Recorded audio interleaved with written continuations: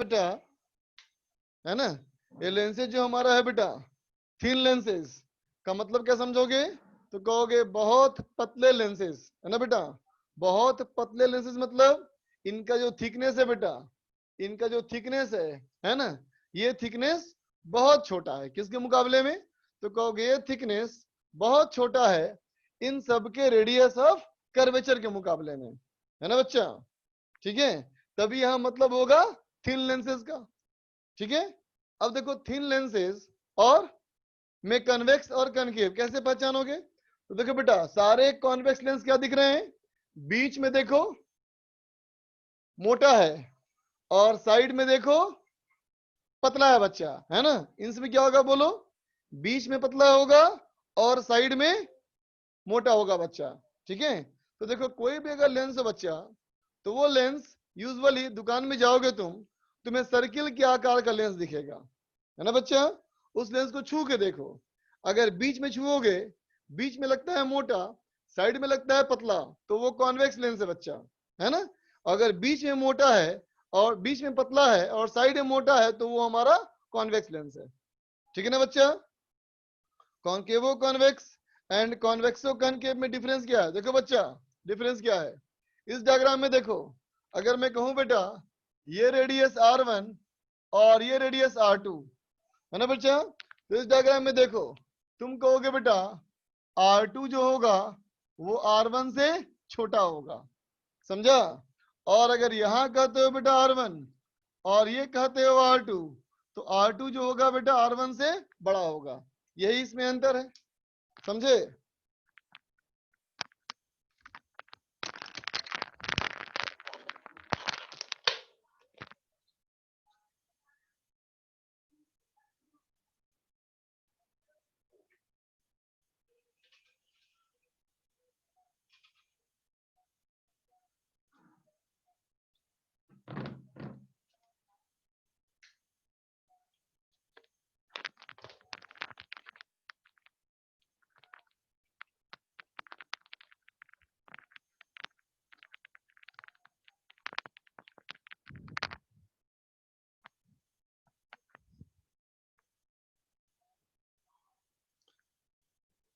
अब देखो बच्चा, अगर तुम चाहे कॉन्वेक्स की बात करो या कॉन्वेक्स की बात करो, कॉनकेव या कॉन्वेक्स, किसी की बात करो बेटा, है ना।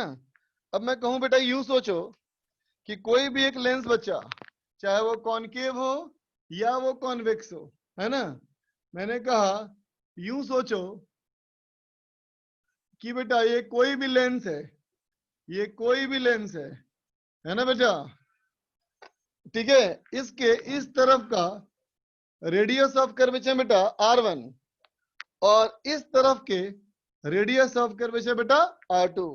ये हमारा R1, ये हमारा R2। ठीक है बच्चा, और ये हमारा हो गया लाइन ऑफ सिमेट्री, जिसको तुम प्रिंसिपल एक्सिस या ऑप्टिकल एक्सिस कहते हो बच्चा, है ना।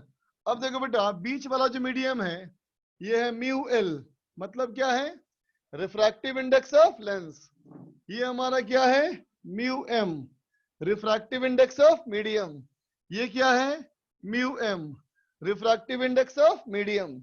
ठीक है, तो देखो बेटा अगर मैं इस लेंस की बात करूं, है ना बच्चा, तो मान लो अगर यहां पे मैं कोई ऑब्जेक्ट रखूं, है ना बेटा, तो जब रे इसके ऊपर जाएगी बेटा तो इसके ऊपर गिरेगी, है ना बेटा। इसके गिरने के लिए कहोगे स्फेरिकल सरफेस, है ना बच्चा, और इसका जो इमेज बनेगा बेटा वो इसके लिए हो जाएगा ऑब्जेक्ट, और उसने जो इमेज बनाएगा that will be the final image of lens, है ना बच्चों। तो पहले सरफेस के लिए क्या लिखोगे? लिखोगे म्यू टू हो गया mu L by V minus mu one mu M by U, ये हो गया हमारा u is equal to mu two minus mu M divide by R1, equation number 1। ठीक है बच्चा, मैंने कहा V1 को मान लिया जाए इंटरमीडिएट इमेज। V1 हमारा क्या है बच्चा? Intermediate image. मतलब क्या हुआ इसका? मतलब ये है बच्चा कि V1 जो है वो इस सरफेस के लिए इमेज है, लेकिन इस सरफेस के लिए बेटा वो हो जाएगा ऑब्जेक्ट, है ना। तो सेकंड सरफेस के लिए क्या लिखोगे, लिखोगे इसका सेकंड मीडियम हो गया म्यू एम, है ना बच्चा, by V final minus of mu L by V one. इसका इमेज, इसके लिए object is equal to mu M minus mu L by R two, equation number 2, है ना बच्चा, है ना। बच्चा लिख रहा है सर साइन नहीं लिखेंगे, तो देखो बेटा अभी मैंने रियल वर्चुअल या इसका सेंटर किस तरफ है मैंने बताया ही नहीं।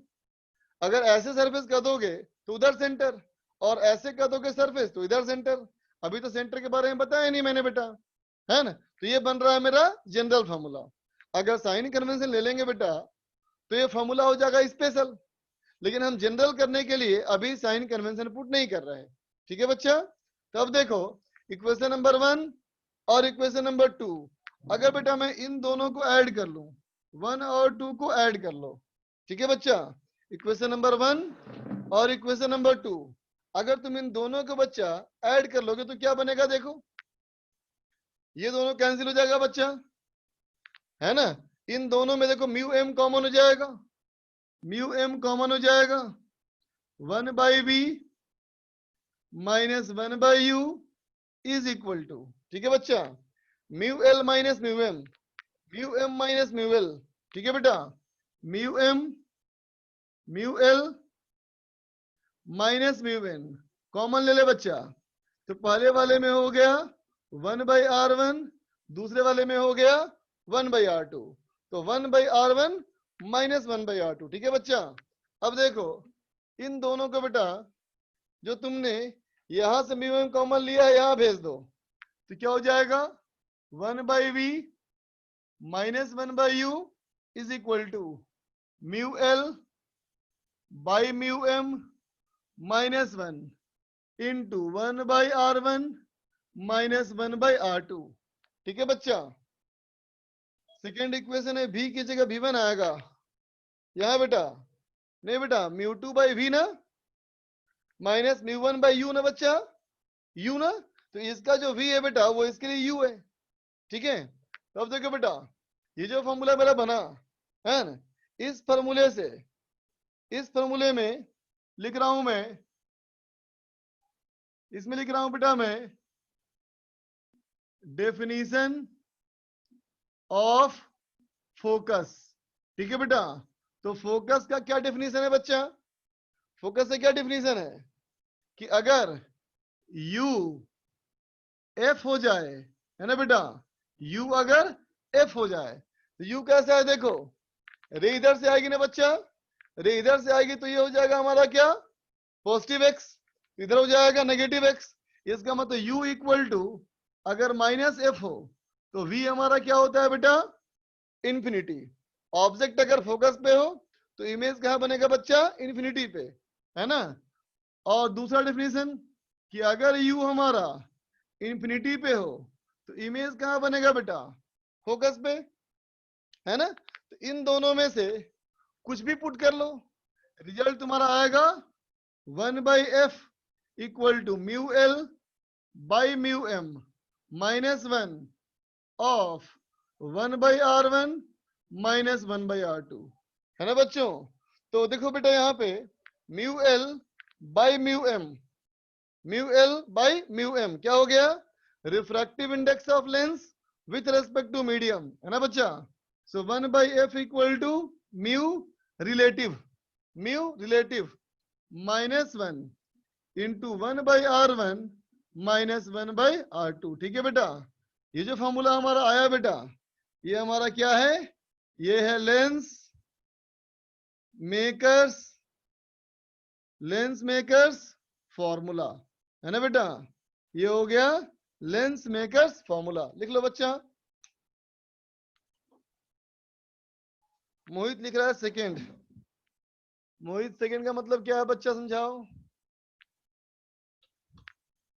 बोलो मोहित।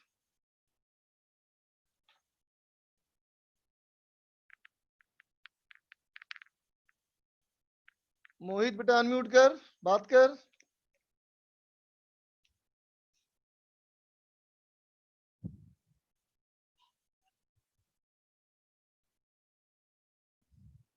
सेकेंड इक्वेशन में मिस्टेक में v की जगह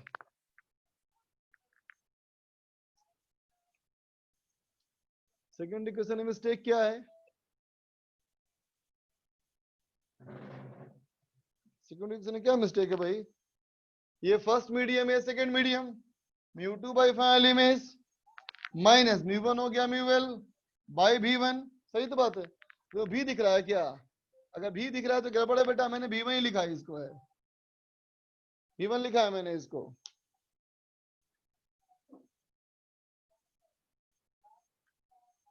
f नेगेटिव क्यों लिया? f नेगेटिव नहीं बेटा, u नेगेटिव लिया। f नेगेटिव नहीं लिया मैंने, u नेगेटिव लिया। f तो डिस्टेंस है, ठीक है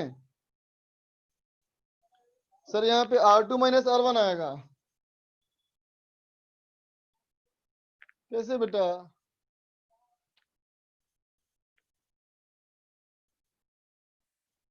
योगेंद्र बोलो बच्चा। Hello sir. हाँ बोलो बच्चे, क्या दिक्कत? सर फर्स्ट इक्वेशन में से और सेकंड इक्वेशन सब्सट्रैक्ट करेंगे तो राइट हैंड साइड में ये आर ऐड किया। अच्छा ऐड किया है, ओके सर हाँ ठीक है। ठीक।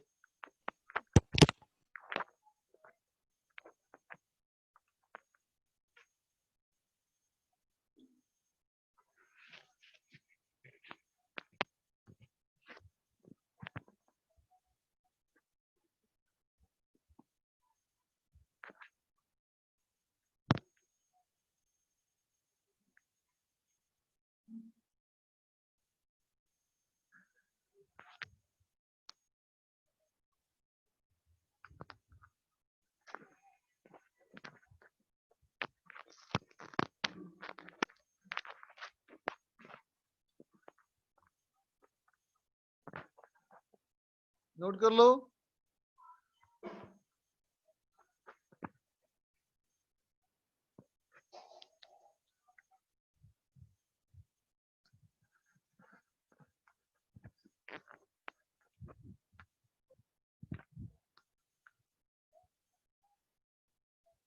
बेटा प्लेन सरफेस का radius of curvature infinite, plane surface का रेडियस ऑफ कर्वेचर इनफाइनाइट बच्चा।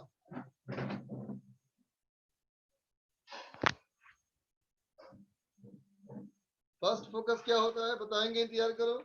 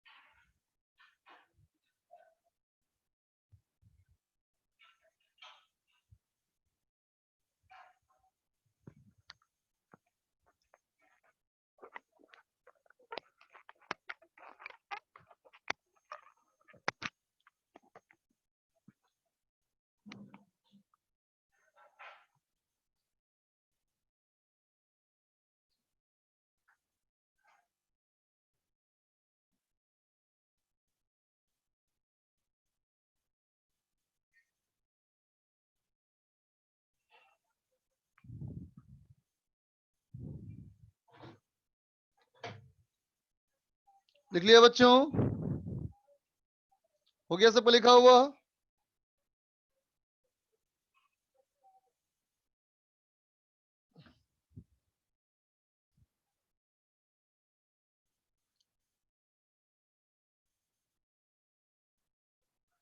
तो देखो बेटा, एक क्वेश्चन देखा जाए, एक क्वेश्चन ये देखा जाए बेटा कि मान लो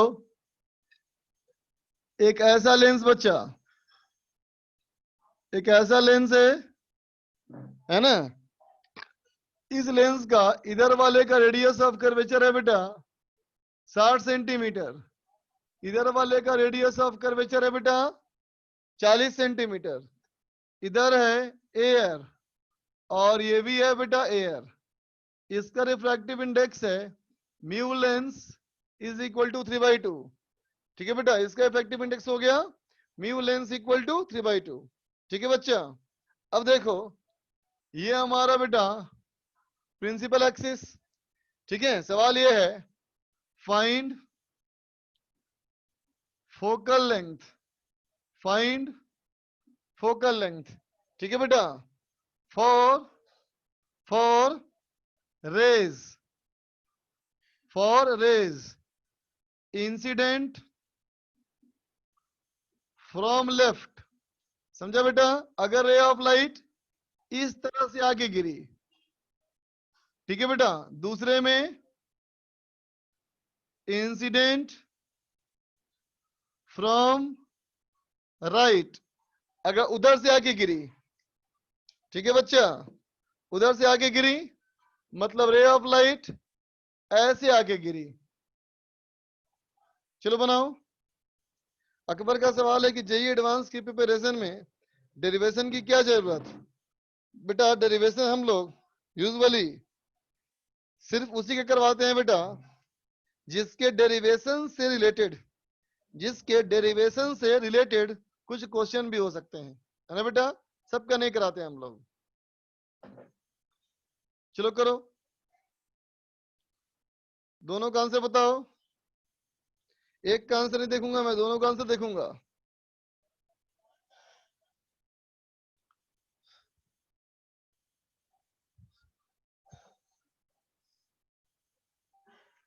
अभी का आंसर 240 माइनस 240, राजीव रंजन का आंसर माइनस 240। हाँ बेटा हो सकता है सिलेबस कम होगा, देखो उम्मीद कर सकते हैं। दोनों का same, Mayank Tiwari 240 centimetre, Utkarsh minus 240 240, Akram 240 240, Ali Haider 240 minus 240, Vardan 240 minus 240,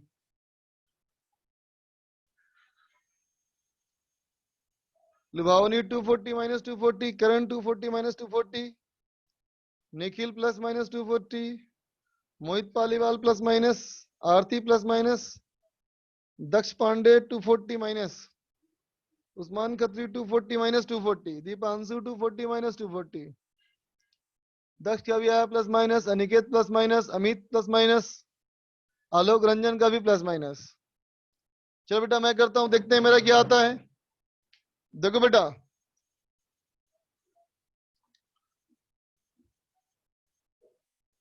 देखना बच्चों, अगर मैं फर्स्ट पार्ट की बात करूं, मतलब बेटा मैं इसकी बात कर रहा हूं, है ना बच्चा, तो इसके लिए बात करोगे अगर, तो देखो बच्चा जिस तरह से रेज ऑफ लाइट आ रही है बच्चों, इस रेज के लिए क्या बोलोगे, इधर से रे आ रही है मतलब इस डायरेक्शन में हो गया बेटा पॉजिटिव एक्स, है ना, तो कहोगे इस डायरेक्शन में हो गया पॉजिटिव एक्स, तो दोनों का सेंटर हो गया बेटा लेफ्ट साइड, है ना, इसका मतलब इसके लिए हो गया R1 इक्वल टू माइनस 60 और R2 equal to minus 40 centimetre, है ना बच्चा।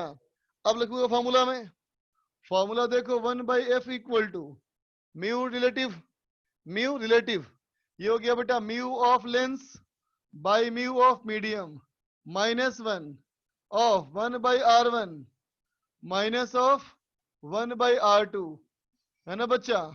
तो ये देखो माइनस माइनस हो जाएगा बेटा प्लस, तो क्या बन जाएगा, ये बन जाएगा 1/2 ऑफ, ये 1/2 ऑफ 20/2400, इसका मतलब आ गया बेटा F इक्वल टू, ये आ गया 240 सेंटीमीटर पॉजिटिव, 240 सेंटीमीटर पॉजिटिव, मतलब क्या हुआ बेटा कि इसका फोकल लेंथ, फोकस यहाँ कहीं होगा बेटा, पॉजिटिव फोकस, मतलब रे आकर के ऐसे गिरेगी बेटा, बोलो ये हुआ इसका फोकस, बोलो ठीक है बच्चा। अब चलो मैं करता हूं सेकंड वाला, देखता हूं बेटा सेकंड, सेकंड पार्ट देखो बच्चा, सेकंड पार्ट के लिए अब देखो बेटा रे इधर से आ रही है, रे इधर से आ रही है बेटा, तो ऐसे माना जाएगा पॉजिटिव एक्स, है ना बच्चा।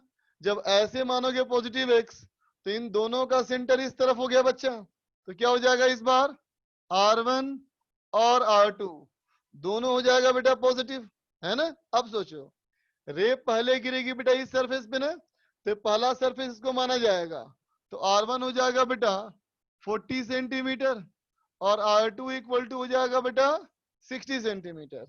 ठीक है, अब लिखोगे 1/f is equal to mu relative, ये हो जाएगा बेटा 3/2/1 -1 ऑफ 1/R1 -1/R2, है ना बच्चा। फिर देख क्या हो गया तेरा, फिर से आ गया F 240 सेंटीमीटर, है ना बेटा। F आ गया हमारा 240 सेंटीमीटर। इसका मतलब बेटा यहाँ फोकल लेंथ, है ना, रे ऐसे आकर के ऐसे गिरेगी बच्चा। बोलो क्या दिखा, क्या दिखा बच्चा, हर बार दो फोकल लेंथ, हर बार दो फोकल लेंथ, लेकिन दोनों की वैल्यू बराबर, है ना बेटा। दुनिया के हर एक लेंस के लिए, फिर से बोलता हूं बच्चा, दुनिया के हर एक लेंस के लिए दो फोकल लेंथ, है ना बेटा, दो फोकस, लेकिन इन दोनों का फोकल लेंथ हर परिस्थिति में बराबर बच्चा। ठीक है, लिख लो।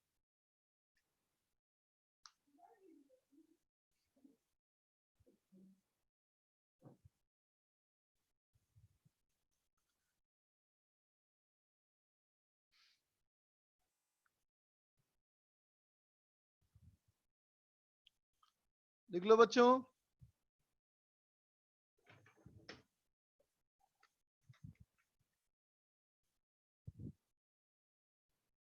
सबका सबका बेटा, चाहे कोई भी लेंस हो, चाहे वो प्लेनो कन्वेक्स हो, प्लेनो कनकेव हो, सबके लिए सेम।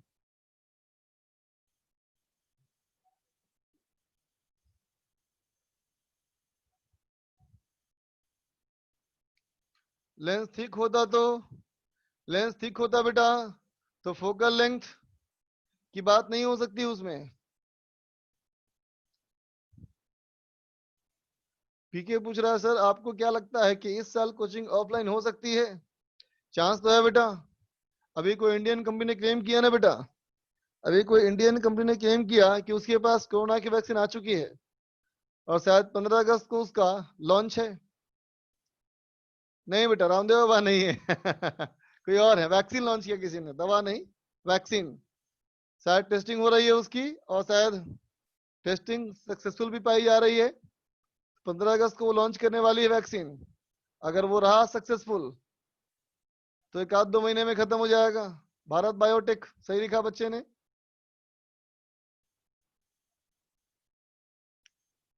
बेटा पॉसिबल हो चाहे ना हो, उम्मीद करो कि शायद हो जाए। अगर हो जाएगी तो कितना अच्छा होगा सोचो। इंडिया में, इंडिया से लोग कितने लोगों का बेचेंगे वैक्सीन, इंडिया की इकोनॉमी इकोनॉमी कितनी इंप्रूव करेगी। हाँ बात तो सही है बेटा पीके। देखो हो जाए, उम्मीद तो कर सकते हैं, उम्मीद पर दुनिया टिकी है बच्चा, है ना। अगर हो जाए तो बहुत अच्छी बात, उम्मीद तो करना चाहिए। चौथे का बच्चा, अब आए कॉन्सेप्ट पे वापस। देखो बच्चा,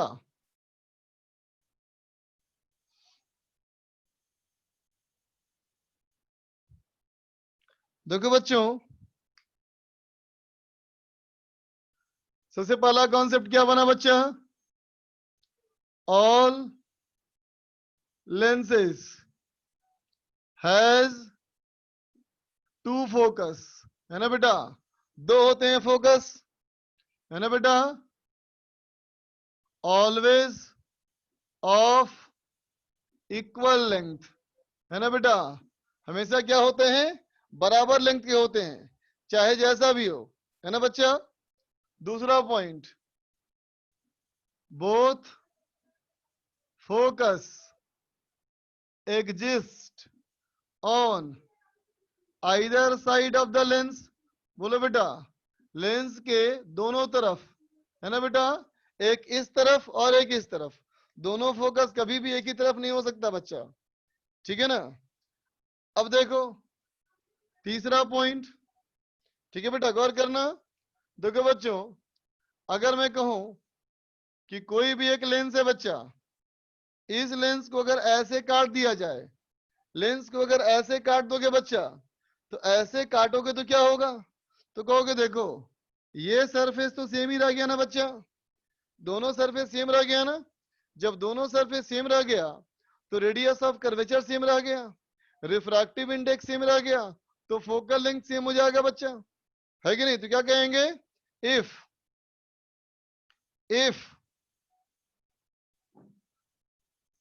ए लेंस इज कट, काट दिया जाए, बाई ए प्लेन, एक प्लेन से इसको काट दो, ठीक है, कैसे काटो, तो पैरेलल टू प्रिंसिपल एक्सिस, या बोलो बेटा ऑप्टिकल एक्सिस, है ना।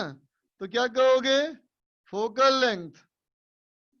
लेंथ रिमेन सेम, है ना बच्चा, फोकल लेंथ हमारा सेम रह जाएगा, फोकल लेंथ पे असर नहीं पड़ेगा बच्चा, है ना।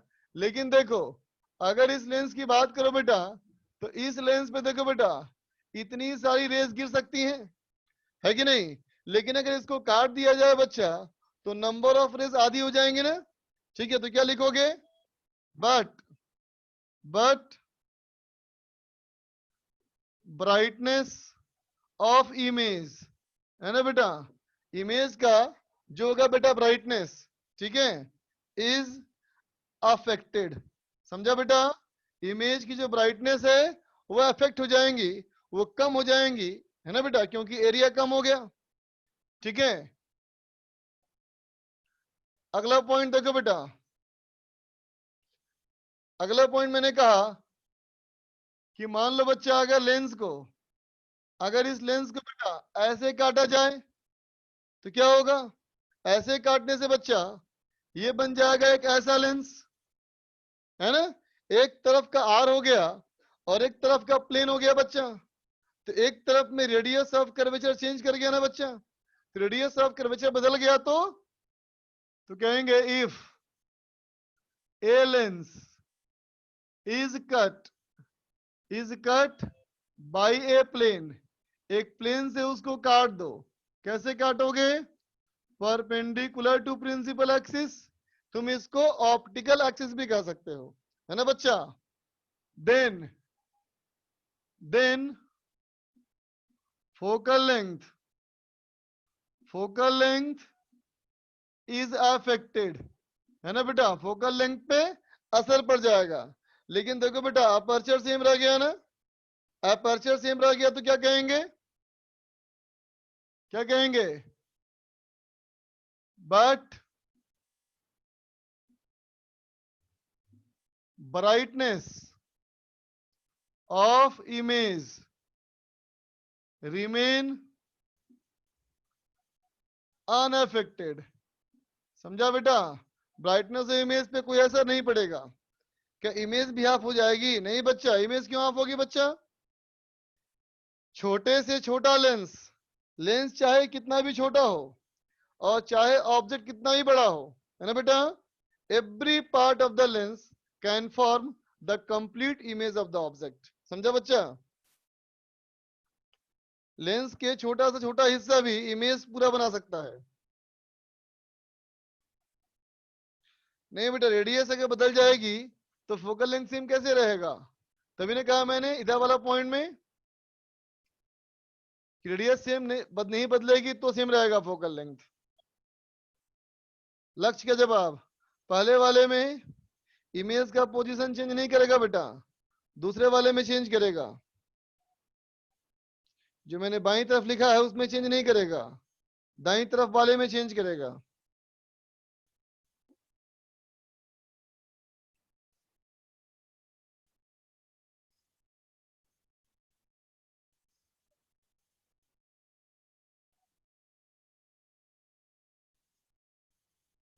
फोकल लेंथ का डिस्टेंस तो सेम रहेगा, ये क्या लिख रहे हो बेटा, इस बात का मतलब ही नहीं हुआ, फोकल लेंथ खुद ही डिस्टेंस है बच्चा।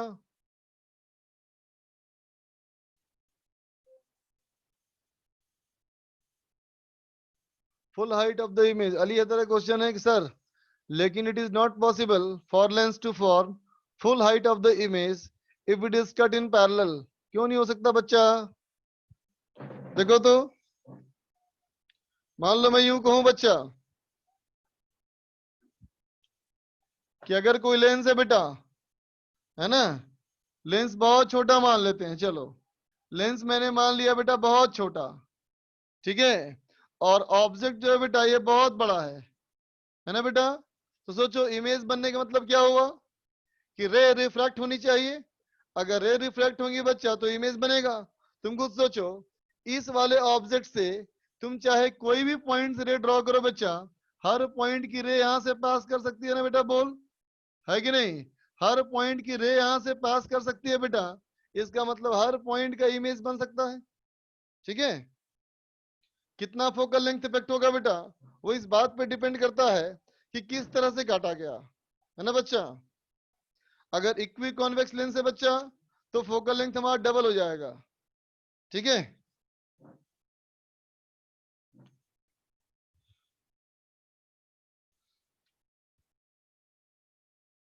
आगे चला जाए,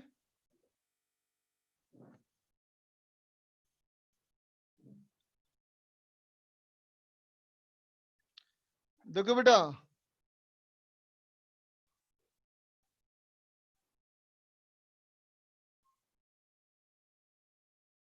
इमेज ट्रेसिंग में इमेज ट्रेस करने के लिए, है ना बेटा, रेज कौन कौन सा इस्तेमाल करोगे, तो इमेज ट्रेसिंग के लिए देखो बच्चा अगर ऐसा लेंस है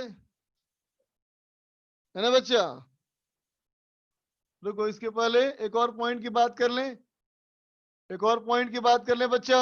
देखो एक और पॉइंट हमारा ये है positive focal length, positive focal length means, positive focal length का मतलब क्या होगा बेटा, तो इसका मतलब होगा कन्वर्जिंग लेंस, है ना बेटा, and negative focal length, and negative focal length means means diverging lens, समझा बेटा। जो लेंस हमारा कन्वर्जिंग होगा बेटा उस कन्वर्जिंग लेंसेज का फोकल लेंथ पॉजिटिव माना जाता है, और कॉनकेव का बेटा या कहो डाइवर्जिंग लेंस का बनाया जाता है नेगेटिव फोकल लेंथ। देखो बच्चों अगर मैं ऐसा सिंबल बनाऊं, ये सिंबल है ना, ये सिंबल किसका है, ये सिंबल है बेटा किसका, कन्वर्जिंग लेंस का, ये सिंबल है बेटा कन्वर्जिंग लेंस का। कहने का मतलब ये अगर प्रिंसिपल एक्सिस है तो रे अगर ऐसे आएगी बेटा तो यहाँ पे गिरेगी, है ना, तो ये पॉजिटिव फोकस हुआ, रियल फोकस हुआ, इधर से रे आएंगी तो इस तरफ गिरेंगी, ठीक है बच्चा, ये हुआ कन्वर्जिंग लेंस। अब देखो डाइवर्जिंग लेंस का सिंबल, डाइवर्जिंग लेंस का सिंबल बेटा ऐसे बनाओगे, ये हुआ डाइवर्जिंग लेंस का सिंबल, ठीक है, ये हमारा सिंबल हुआ डाइवर्जिंग लेंस का सिंबल, ठीक है बेटा। इस पे अगर कोई रे ऑफ लाइट ऐसे गिरेगी बेटा, है ना, तो ऐसे गिरने वाली लाइट कोई डाइवर्ज कर देगा, ऐसे भेज देगा, मतलब यहां से रे आएगी बेटा और ये हो जाएगा इसका फोकस, ठीक है, ये क्या होगा वर्चुअल फोकस, है ना बेटा, ये हुआ बेटा वर्चुअल फोकस और ये हुआ हमारा रियल फोकस, ठीक है बच्चा। अब देखो 1/f का फॉर्मूला क्या था बेटा, म्यू रिलेटिव -1, है ना बेटा, mu mu lens by mu medium -1, 1/r1 -1/r2, ठीक है ना बेटा। अब देखो R1 अगर R2 छोटा है बच्चा, R1 अगर छोटा है R2 से, है ना बेटा, इसका मतलब क्या है, ये कॉन्वेक्स लेंस है, और R1 अगर R2 से बड़ा है बेटा तो कॉनकेव लेंस है। फिर सुन लो पॉजिटिव और नेगेटिव साइन के साथ, जैसे कि +20 -40 से बड़ा है बेटा, है ना, +20 +10 से ही बड़ा है ना बच्चों। तो R1 अगर R2 से बड़ा है बेटा तो ये कॉन्वेक्स लेंस, सॉरी R1 छोटा है R2 बड़ा है तो कॉन्वेक्स लेंस, समझा बेटा।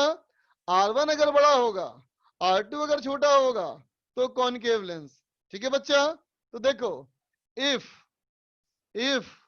Mu L more than mu M, है ना बेटा, मतलब लेंस का रिफ्रैक्टिव इंडेक्स, लेंस का रिफ्रैक्टिव इंडेक्स मीडियम से ज्यादा हो, है ना बच्चा, तो क्या होगा, तो जो हमारा कॉन्वेक्स लेंस है बेटा ये कन्वर्जिंग होगा, कॉन्वेक्स लेंस कन्वर्जिंग होगा बेटा, और कॉनकेव लेंस डाइवर्जिंग होगा। समझा बात को, है ना। अगर तुम्हारा लेंस का इफेक्टिव इंडेक्स ज्यादा है बेटा, मीडियम का कम है, तो कॉन्वेक्स हमारा होगा कन्वर्जिंग और कॉनकेव होगा डाइवर्जिंग।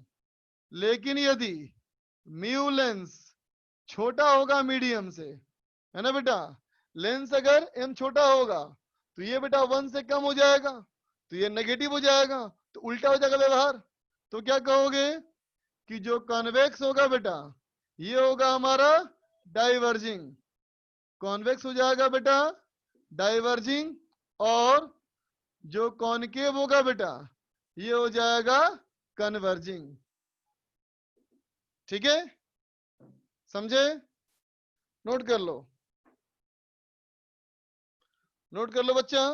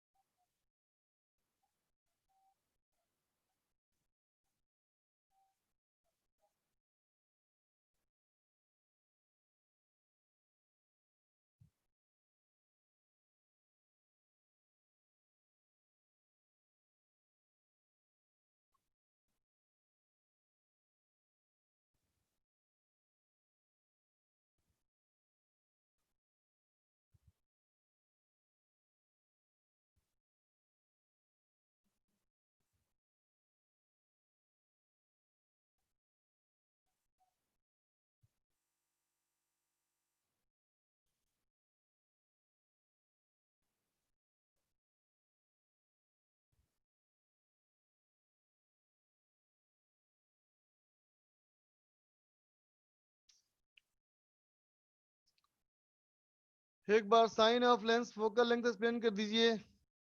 देखो बच्चा, इस वाले डायग्राम में देखो बच्चा, अगर रे ऐसे आ रही है बेटा तो ये हो गया पॉजिटिव एक्स, तो देखो पॉजिटिव फोकल लेंथ, है ना बेटा, पॉजिटिव फोकल लेंथ। इसमें देखो बेटा रे ऐसे आ रही है तो इधर माना जाएगा पॉजिटिव एक्स, इसको मानोगे बेटा पॉजिटिव एक्स, तो ये नेगेटिव फोकल लेंथ, डाइवर्ज करने वाला का नेगेटिव, कन्वर्ज करने वाले का पॉजिटिव। ठीक है बच्चा। R1 और R2 का कॉन्वेक्स और कॉनकेव के साथ रिलेशन वंस मोर। देखो बच्चा, इसमें जगह है क्या, उधर है जगह। देखो बच्चा ऐसे लिख लो, R1 अगर लेस देन R2 है तो ये कॉन्वेक्स लेंस है बेटा, R1 अगर मोर देन R2 है तो ये कॉनकेव लेंस है। समझा बच्चा, है ना। ये चाहो तो नोट्स में लिख भी लो, और एक बार डायग्राम को अच्छे से देखो।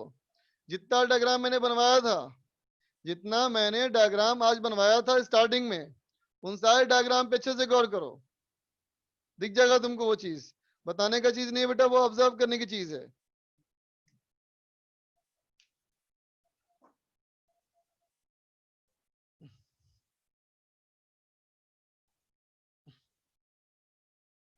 चलो बेटा होमवर्क निकालो, अब होमवर्क करेंगे डिस्कस।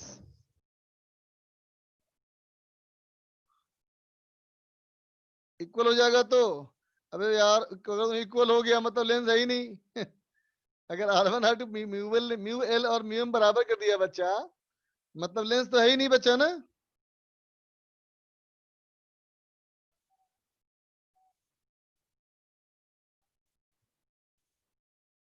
सीट निकालो और क्या बताओ क्या दिया था मैंने होमवर्क। अभय, अभय बोलो बेटा। अभय प्रताप सिंह बोलिए। सेक्शन डी एंड ई था होमवर्क। ओके ठीक।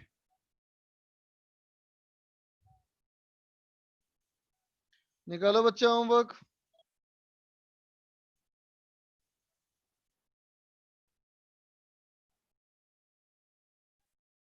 सेक्शन डी बेटा, फोकल लेंथ इनफाइनाइट होने का मतलब हुआ रे बेंड ही नहीं हुआ। इन्फिनिटी फोकल लेंथ मतलब बच्चा रे बेंड नहीं हुआ। बेंड नहीं हुआ तो कुछ भी नहीं हुआ, मतलब लेंथ है ही नहीं। सेक्शन डी एंड ई। चलो बताओ D1 D2 हो गया फर्स्ट पार्ट में। फर्स्ट पार्ट में लक्ष्य को पूछना है D2 और D4। ठीक है, देखा जाए बच्चा D2 D4। इरेज कर रहा हूं बच्चों, अगर नहीं लिखे हो तो स्क्रीनशॉट ले लो।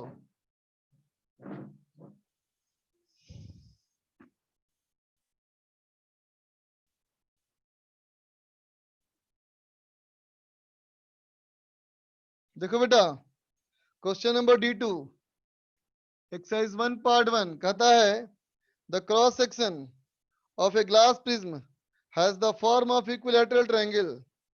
कहता है ग्लास प्रिज्म बेटा और ये इक्विलैटरल ट्रायंगल है, तो एंगल हो गया बेटा 60 degree.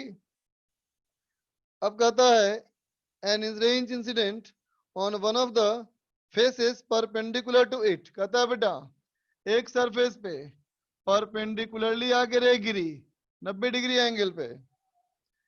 Find the angle theta between incident ray and ray that leaves the prism. Mu equal to बेटा 1.5 है ना। तो देखो बच्चा, जब रे यहां से नॉर्मली आएगी तो यहां पे गिरेगी बच्चा। अब देखो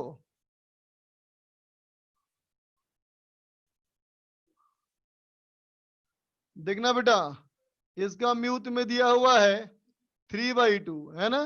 तो देखो बेटा ये एंगल 60 है तो ये 30 हो जाएगा बेटा। ये एंगल भी हो जाएगा 60, ये एंगल भी हो जाएगा बेटा हमारा 60। अब थोड़ा गौर करने के बाद क्या है कि जब तुम mu one sine I equal to mu two sine R करोगे बेटा, है ना, तो साइन आर की वैल्यू 1 से बड़ी आ जाएगी। फिर से बोलता हूं, mu one sine I is equal to mu two sine R करने हैं बेटा, साइन आर की वैल्यू 1 से बड़ी आ जाएगी। साइन आर की वैल्यू 1 से बड़ी आ गई बेटा, इसका मतलब यहां से रे का बाहर निकलना संभव नहीं है ना बच्चा। रे यहां से बाहर नहीं निकलेगा, इसका मतलब टोटल इंटरनल रिफ्लेक्शन हो जाएगा बच्चा। तो यहाँ हो जाएगा टोटल इंटरनल रिफ्लेक्शन, है ना बच्चा। तो क्या हो जाएगा, ये भी है एंगल 60, तो ये है बेटा 30, है ना बेटा, और ये हमारा है 60, और ये भी हो जाएगा बेटा 60, है ना। तो 60 और 30 तो 90 हो गया, तो ये भी एंगल 90 हो गया बच्चा। जब ये 90 हो गया तो स्ट्रेट निकल जाएगा। इसका मतलब सिंपल यहाँ पे क्या हुआ, रिफ्लेक्शन, ओनली रिफ्लेक्शन। तो कहता है बेटा कितना डिविएशन, तो रिफ्लेक्शन में क्या लिखते हो डिविएशन, पाई माइनस 2y। तो pi minus 2 into 60 that is equal to 60 degree is the answer बेटा। समझा। अब आ जाओ D4 में। देखो बेटा D4 में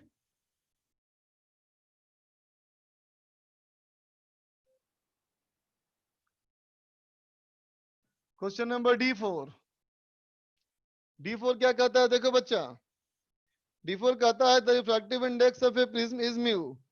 find the maximum angle of the prism for which A ray incident on it will be transmitted through the surface without total internal reflection. अरे बेटा बताते तो, कहता है find the maximum angle of prism.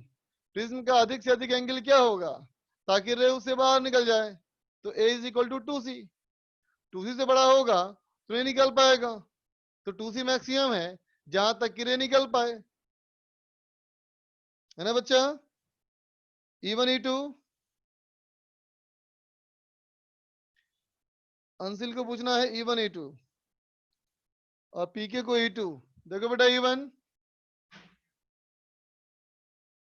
देखो बेटा E1 में E1 क्या करता है देखो, कहता है बेटा an extended object of size 2 centimeter is placed at a distance of 10 centimeter in air from pole. The principal axis of the spherical curved surface, the medium on the other side is n equal to 2. देखो बच्चा, एक spherical surface है, यहाँ है mu equal to 1, यहाँ है mu equal to 2. ठीक है बच्चा. अब कहता है यहां से ऑब्जेक्ट रखे हो, यहां पे रखे हो 10 सेंटीमीटर दूर. ठीक है. ऑब्जेक्ट का साइज जो है बेटा वो 2 सेंटीमीटर ऊंचा है, इवन के लिए, है ना. Find the position, nature and size of image. क्यों पूछ रहे हो बच्चा? कितना सिंपल सवाल है. यू हो गया -10 सेंटीमीटर, म्यू 1 हो गया 1, म्यू 2 हो गया 2, height of object 2 centimetre, R equal to, इसका सेंटर इस तरफ होगा, उसका सेंटर इस तरफ होगा, तो ये होगा +20 सेंटीमीटर. फॉर्मूला लगाओ बेटा, पूछने लायक सवाल नहीं है. देखो E2 में, E2 कहता है बच्चा a point object lies inside a transparent solid sphere of radius 20 centimetre, refractive index 2. कहता है बच्चा एक मान लो सॉलिड स्फीयर, ये हमारा बेटा सॉलिड स्फीयर, इसके लिए रिफ्रैक्टिव इंडेक्स की वैल्यू है बेटा 2. ठीक है. The object is viewed from air through the nearest surface. Radius हमारा है बेटा इसका 20 सेंटीमीटर, इसका रेडियस है 20 सेंटीमीटर. ये है बेटा ऑप्टिकल एक्सिस. कहता है बेटा टू द नियरेस्ट सरफेस, देखा इसको तो 2 दिखाई दिया, इसको 5 सेंटीमीटर पे. Find the apparent distance of the object when it is seen through farthest curve surface. कहता है बेटा इसमें अगर तुमने मान लो एक ऑब्जेक्ट यहाँ पे है बच्चा, यहाँ पे है, यहाँ से डिस्टेंस x पे, जब इसको पास वाले से देखा गया, जब इसको पास वाले से देखा गया तो 5 सेंटीमीटर अंदर दिखाई दिया. समझा बेटा? जब इधर से देखा गया तो 5 सेंटीमीटर अंदर दिखाई दिया. इसका मतलब क्या हुआ बोलो? तो कहेंगे इधर से अब रे आएगी बेटा, है ना, तो क्या हो गया u इक्वल टू -x, है ना बच्चा, और v दिखाई दिया उसको 5 सेंटीमीटर अंदर, तो -5 सेंटीमीटर, है ना बेटा. अब यहां से यहां आने के लिए फॉर्मूला लगाओ, क्या हो जाएगा μ2 1 by v minus μ1 by u minus x equal to μ2 minus μ1 by r. μ2 μ1 ये हो गया बेटा 1 माइनस 3/2 बाई r, इसका रेडियस ऑफ कर्वेचर ये हो गया बेटा -20. तो कितना हो गया 1/5 plus 1/x is equal to 1/40. इसका मतलब बेटा 1/x इक्वल टू कितना हो गया, तो कहोगे 1/40 प्लस 1/5. ठीक है बच्चा? ठीक है. कुछ गड़बड़ लग रहा है मुझे यार. μ2 by v minus μ1 by u, μ1 3/2 होगा ना, ये हो जाएगा 3/2, μ2 माइनस μ1 बाई r, तो ये हो गया बेटा हाफ, तो ये हो गया 1/40, तो ये हो गया बेटा हमारा, ये हो गया 3/2x is equal to 1/40 plus 1/5. ठीक है बच्चा? तो ये कितना हो जाएगा, ये हो जाएगा 8/40 प्लस 1/40, ये हो जाएगा बेटा 9/40. इसका मतलब x कितना हो गया, तो 3/2 इंटू 40/9, तो 3 से कट गया 3 टाइम्स, 2 से कट गया 2 टाइम्स, तो ये हो गया बेटा 20/3 सेंटीमीटर. बोलो ठीक है बेटा? RI2 है, 1 मिनट देखने दो.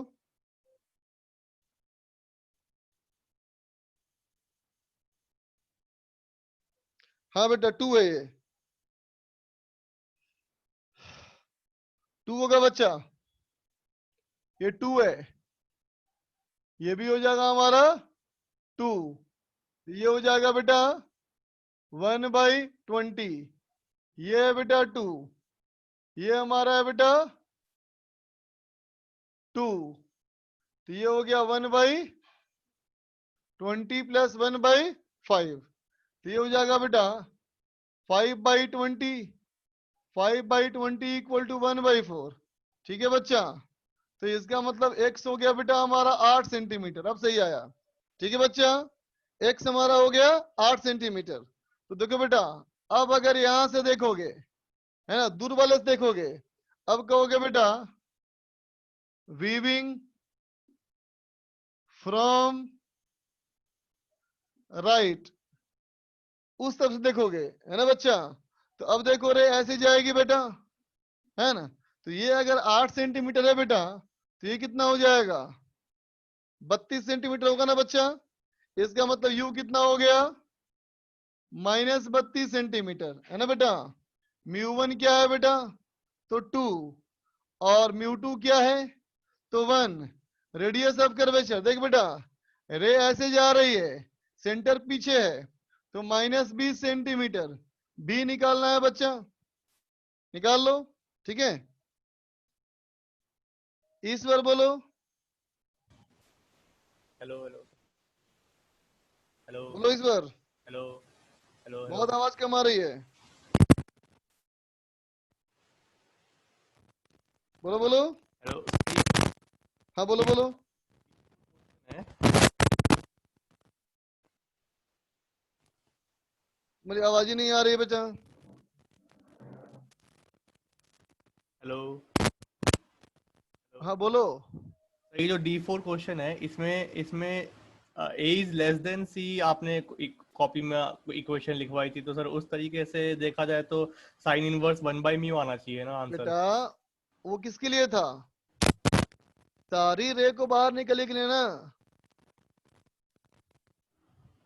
क्या बोलो। बोलो? Yes sir. जो ए लेस देन सी था बेटा, वो क्या था, जितनी रेस गिर रहे हैं सब की सबको बाहर निकलना है। यस सर, नो इमरजेंस का था हाँ, लेकिन ये क्या कहता है तुम्हारा, कि कि विदाउट रेस टोटल। बाहर निकलने के लिए मैक्सिमम वैल्यू, सारी की सारी नहीं। अगर मैं 20 रे गिरा हूं और 20 में से एक भी रे बाहर अगर नहीं निकला, है यस ना सर। बेटा, हाँ हाँ। ठीक है, तो जी कौन सा जी। केस हो गया, ए मोर देन 2 सी। ओके ओके, ठीक है ठीक अब समझ में आई बात। है। Yes sir yes sir. यार तुम लोग को साइन केमिस्ट्री में दिक्कत क्यों आ रही है इतना, बार बार लिख रहा है बच्चा। भाई देखो इधर से रे आ रही है बच्चा, तो इधर हो गया पॉजिटिव एक्स, है ना। रे इधर जाएगी अगर, तो इसके लिए इधर हो जाएगा पॉजिटिव एक्स। क्यों कंफ्यूज कर रहे हो बार बार। ई4 पूछना है हर्ष को। देखो भाई E4 में स्क्रीनशॉट ले लो तुम, स्क्रीनशॉट ले लो, इरेज करूंगा। E3 पूछना है बेटा, इतना मैंने एग्जाम्पल भी कल कराए, है ना। अभी तुम लोग इतना डाउट पूछोगे बेटा, तो कैसे काम चलेगा बोलो। एक E1 पूछा है, E2 पूछा है, E3 पूछ रहा है, फिर एक E4 E5 भी 9 लगाए हुए है। बोलो, सब तो मैं ही कर रहा हूं बेटा, फिर तो वो भी एक्सरसाइज 1 में है हालत। तो फिर मेरे क्लास के एग्जाम्पल करवाने का कोई मतलब ही नहीं फिर तो हुआ। उससे अच्छा मैं एग्जाम्पल नहीं करवाता बेटा क्लास में। जब सारे क्वेश्चन मुझे ही बताने हैं, तो एग्जाम्पल ना कराऊं क्लास में फिर तो बेटा मैं।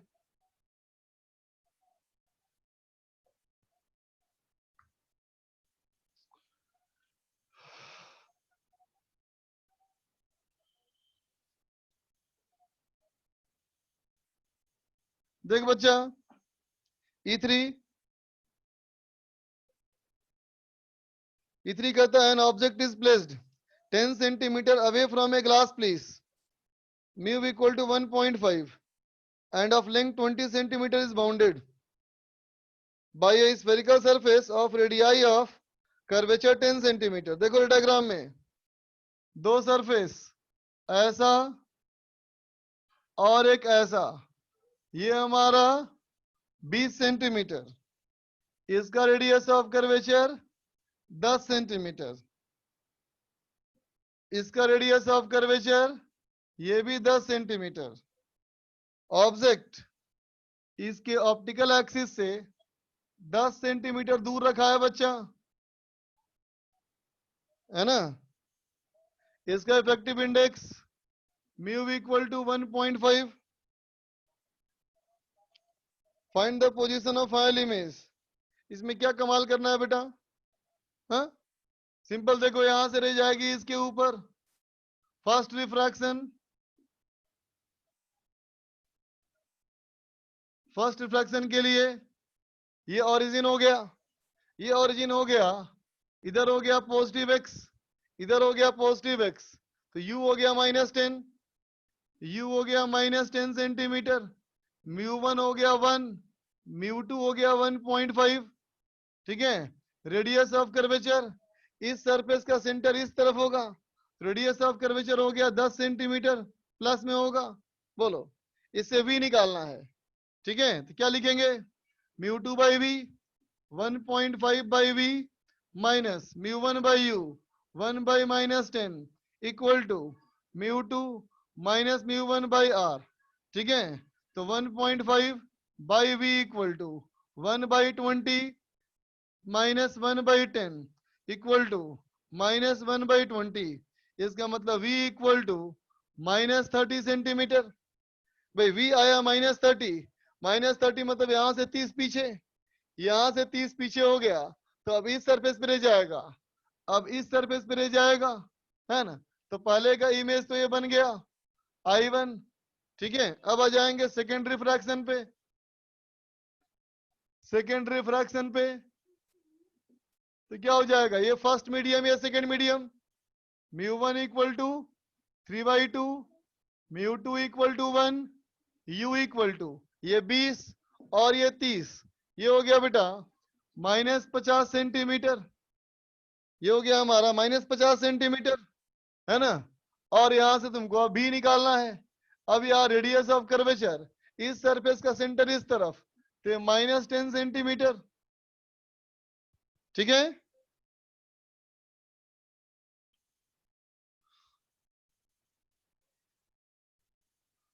तो आगे चलो। E3 के बाद E4 भी लिखा है।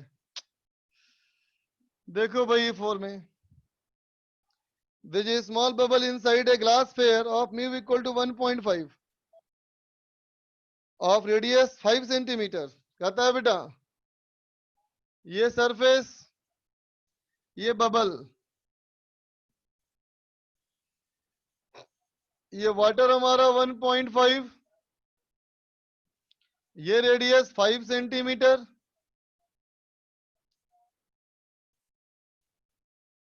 बबल हमारा है 7.5 centimetre below surface of glass. Surface of glass ये रहा, इस सरफेस ऑफ ग्लास से इसका म्यू 1.5 बेटा, है ना। इधर तो वाटर है, वाटर का म्यू 4/3, तो सरफेस ऑफ ग्लास से 7.5 सेंटीमीटर नीचे, तो सरफेस ऑफ ग्लास से 7.5, तो अगर ये सेंटर है तो यहाँ पे ऑब्जेक्ट हो गया, यहाँ पे हो गया ऑब्जेक्ट, ये हो जाएगा 2.5 सेंटीमीटर, है ना।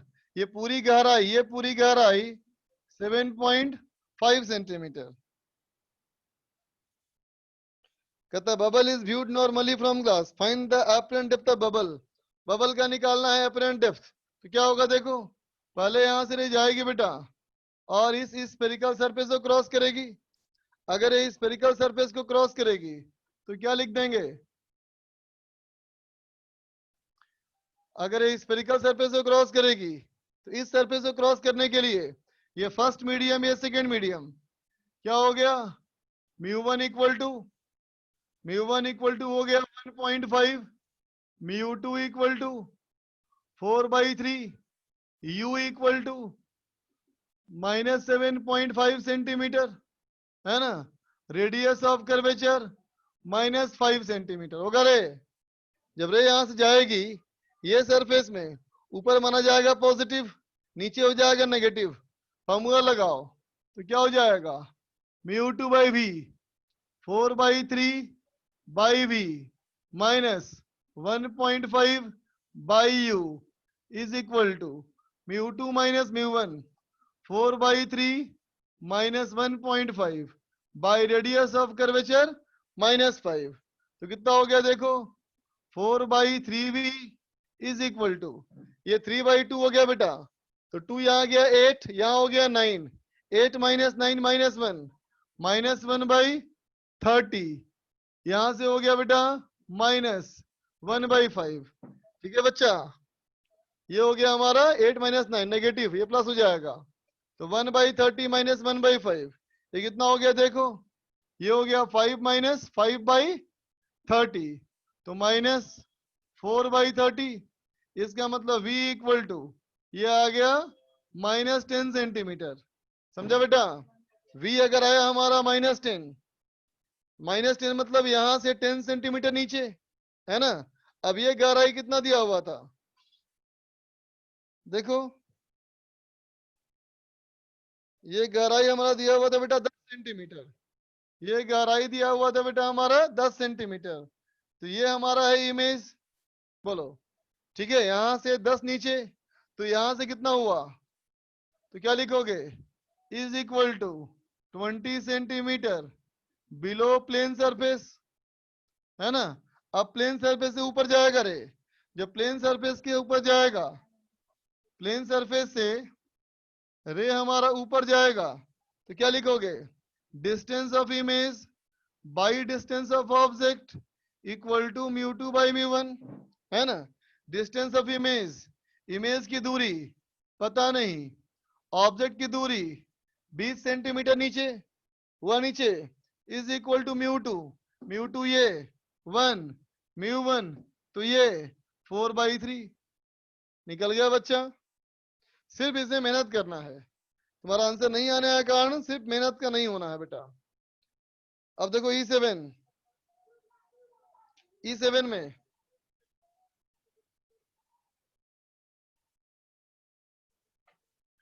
देखो बेटा E7 कहता है एक quarter cylinder of radius r and refractive index 1.5 is placed on A table. कहता है एक क्वार्टर सिलेंडर मानो, एक क्वार्टर सिलेंडर मानो,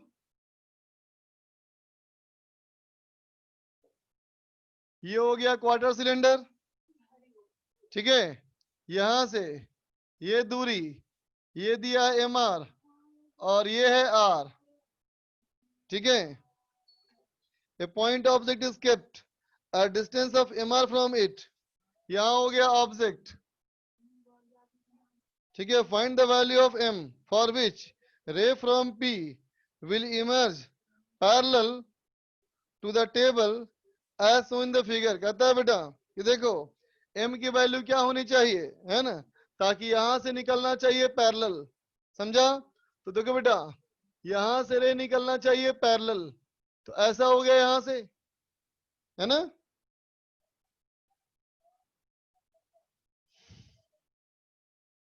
तो देख बच्चा यहां से अगर निकला है पैरेलल, है ना, ठीक है, इसका मतलब जब रे यहां से गया होगा तो रे यहां से नॉर्मल से रिफ्लेक्ट होकर के यू पहुंचा होगा तिरछा, और उसके बाद निकला होगा पैरेलल।